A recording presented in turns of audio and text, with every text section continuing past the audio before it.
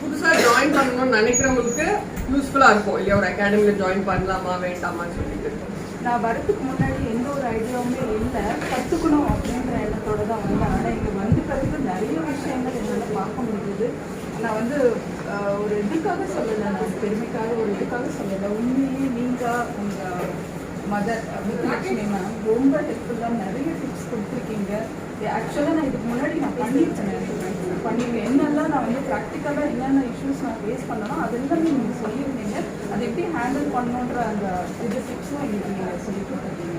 உண்மையிலேயே ரொம்ப யூஸ்ஃபுல்லாக இருந்தது. இனிமேல் நான் வந்து இதெல்லாம் ஃபாலோ பண்ணி நல்லா பண்ணுவோம் அப்படின்னு நம்பிக்கை எங்களுக்கு நீங்கள் நிறையவே கொடுத்துருக்கீங்க.